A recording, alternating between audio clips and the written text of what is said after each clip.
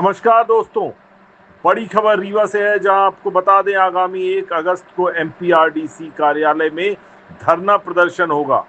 दरअसल क्षेत्रीय विकास संगठन रीवा ने मध्य प्रदेश सड़क विकास प्राधिकरण के महाप्रबंधक को एक मांग पत्र सौंपा है, जिसमें कहा कि मनगवा स्थित फ्लाईओवर निर्माण में जमकर भ्रष्टाचार हुआ है, अतः गुणवत्ता परीक्षण कराएं और किए गए भ्रष्टाचार के विरुद्ध दंडिक कार्यवाही किए जाने की मांग की गई है।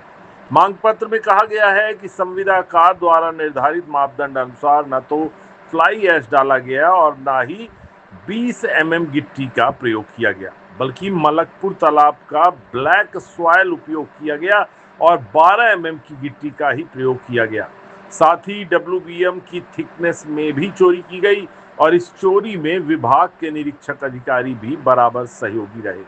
बता दें, महाप्रबंधक तत्काल उक्त गंभीर विषय की जांच करवाएं, ऐसा कहा गया है। साथ ही कहा गया कि जांच करवाकर संगठन को अवगत कराएं, साथ ही दोषियों के विरुद्ध दंडात्मक कार्यवाही करें, नहीं तो क्षेत्रीय विकास संगठन आगामी 1 अगस्त 2025 को मध्य प्रदेश सड़क विकास प्राधिकरण के कार्यालय में धरना प्रदर्शन करेगा, जिसकी समस्त जिम्मेवारी प्रशासन की होगी।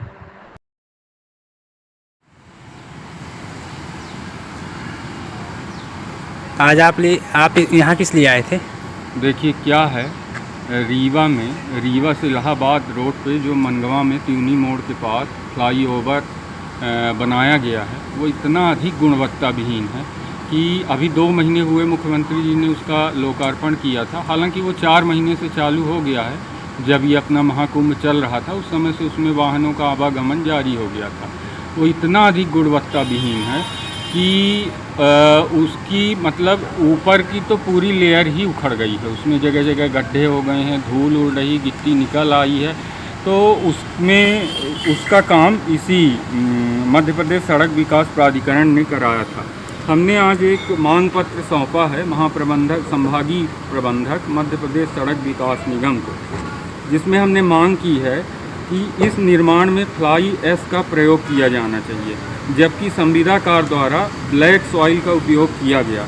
उसके द्वारा मलकपुर तालाब की मिट्टी का उपयोग कर निर्माण की गुणवत्ता को प्रभावित किया और अधिकारियों ने भी इस कार्य में उनका सहयोग किया। पहली मांग ये है।